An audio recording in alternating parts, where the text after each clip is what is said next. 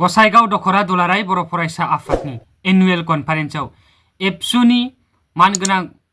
बिबानगिरि सारा बाहागो लानानै मा फोरमायखो बे समाव आं नोंथांमोननि गेजेराव होनो थांगासिनो दङ। बेनि सिगांनो नोंथांमोन साफ्रोमखौबो आंनि इउट्युब चेनेलनि गोदान भिडिअआव फिन खेबसेबाव गोसो गोथारै बरायनानै लाग्रोबावबाय। आसा खालामदों नोंथांमोना इसोरनि अननायाव मोजाङैनो दङ आरो आंबो बे समाव मोजाङैनो दङ। नोंथांमोननि थाखाय गोदान मोनसे भिडिअ लानानै फैलायबाय। अन्नानै भिडिअखौ जोबजासिम नायलांदो। जायफ्रा चेनेलाव गोदान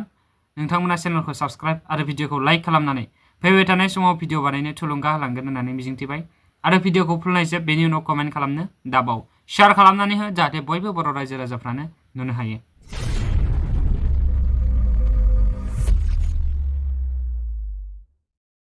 गसाइगाव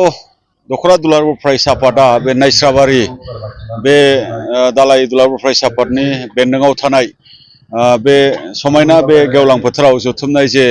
दिनैनि माने जे गेवलां मेल जथुम्माजों सोमोन्दो लाखिनानै खुंनाय बेवहाय बाहागो लानानै खोब मोजां मोनदों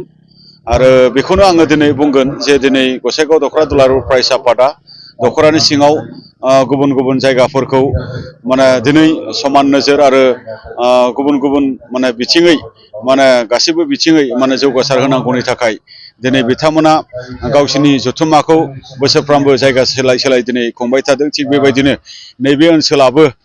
समायना रमायना मिथिंगाजों बुंफबनाय बियो मोनसे ओनसोलब्लाबो मिथिंगायारि बेवहाय सम्पद गोबां दङब्लाबो बेवहाय सोलोंथाइ बिथिङै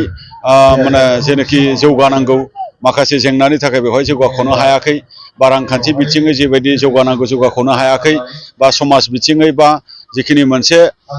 जे जोंनि गेजेराव सांग्रांथि जे थानांगौ बेखौ जे लेभेलाव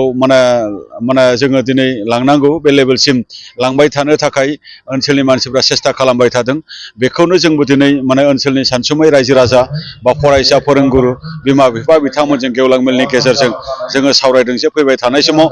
बड'फा उपेन्द्रनाथ ब्रह्मनि बर' हारिखौ गेरेमसा हारि खालामनायनि जे थांखि बिसिम थांखि मोनहैनांगौनि थाखाय जोंनि फारफ्रोमबो बिथिं आरो फारफ्रोमबो ओनसोला जौगानांगोन। थिग बेबायदिनो नैबे पर्बतजरा ओनसोलाव थानाय गसाइगाव दखरा दुलाराय फरायसा आफादनिनो बे नायस्राबारि ओनसोलनि जिखिनि गामिफोर दङ बे गामिफोरखौ जोङो सोलोंथाइ बिथिं रांखान्थि बिथिं समाज बिथिं बा हारिमु बिथिङै जोङो बोरै जौगाहोनो हायो आरो आथिखाल बादायलु मुगायाव जोंनि लाइमोन फरायसाफोरखौ बोरै बादायारि जोङो खालामनो हायो बे बिथिङै जोङो दिनै सांग्रांथि होनो थाखाय गेवलां मेलनि गेजेरजों जोङो दिनै खावलायदों। बिमा बिफाखौबो जोङो दिनै खावलायदों जे समाजाव सोलिबाय थानाय उन्दै बैसोआव हाबा जानाय बा जोंनि फरायसाफोरा जिखिनि ड्राग्स बाहायनाय बा जौ जुवा जों लोब्बा थानाय बै फरायसाफोरखौ मोजां मोनसे फरायनाय बा मोजां मोनसे गेलेनाय बे एक्टिभिटियाव बोरै एंगेज बा बेस्थ' खालामनायनि गेजेरजों फरायसाफोरखौ बोरै राइट डाइरेक्सनजों लांनो हायो बेफोर बाथ्राफोरखौ जोङो दिनै खावलायदों। आरो दिनै बर'नि रांखान्थि बा आइजो रांखान्थि बा बर'नि न'खर जे रांखान्थि बा बर'नि रांखान्थि जिथु आबादनि सायाव सोनारनानै जेनाखि रांखान्थि बे रांखान्थिफोरखौ जोङो दिनै हाबा हारिमुखौ जोङो बोरै साबसिन खालामनानै जोंनि रांखान्थिखौ जोङो बोरै जौगाहोनाय बे बिथिङै जोङो दिनै नायबाय थादों। दा आरो बेवहाय बर' माहारियारि बाद जे माहारियारि बादआ जोंनि रैखाथि थामोन्था आरो सिनायथिखौ दिनै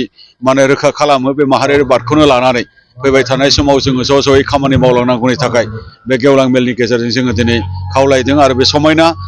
बे पर्बतजरा ओनसोल बे ओनसोलखौ सोलोंथाइ बिथिं रांखान्थि बिथिङै जोङो जौगाहोनायनि गेजेरजों फैबाय थानाय समाव जोङो मोनसे जौगासार ओनसोल खालामनो हागोन जोंहा बेखौ मिजिंथिदों। बेखिनि बाथ्राखौनो जोङो दिनै बे मेलनि गेजेरजों जोङो सावरायदों। बिटिआर गोरोबथानि बाथ्राखौ जों जुदि रायलायोब्ला आरो बे मेलनि गेजेरजों जोङो बेखौनो फोरमायदों जे दिनै दुलाराय बर' फरायसा सागानगिरि आफाद हिसाबै बा गुबुन गुबुन सागानगिरि आफादनि दैदेनगिरि बिथांमोन बा सागानगिरि दैदेनगिरि जाय बिथांमोना दिनै काउन्सिलाव दिसपुराव बा दिनै भारत सरकारजों लोगो सरकार हिसाबै दङ बिथांमोनजों जोङो ज' ज' नाजालायनायनि गेजेरजों माखासे दफाफोरखौ जोङो दिनै मावखांबाय। बे मावखांनायनि आरो माखासे आद्रा मावबावनो गोनां दङ जेरै कार्बि आंलंनि हाजारि एसटि बा जोंनि गामिफोरा फुललि दाजाबजोबनांगौ जोंनि समस्थिया 60टा जानांगौ बा जोंनि अनुस्थान प्रतिष्ठाना गायसन जाजोबनांगौ बा जोंनि जेलाव थानाय दैदेनगिरि बिथांमोननि केस जोबजोबनांगौ आरो बिथांमोना उदां अख्राङाव फैनो मोननांगौ बा बर' कसारि वेलफेयार काउन्सिल बेयो आबुं महर मोनसे मोननांगौ। बिनि थाखाय जोङो दिनै खामानि मावबाय थादों आरो फैबाय थानाय जेनाखि पार्लामेन्ट सेसन बे पार्लामेन्ट सेसननि गेजेरजों 125 आमेन्डमेन्टखौ लाबोनायनि गेजेरजों जे जोंनि बिटिआर आयेनारि बा जे जोंनि साबजेक्ट इन्ट्रडाक्सन खालामनाय बा बेवहाय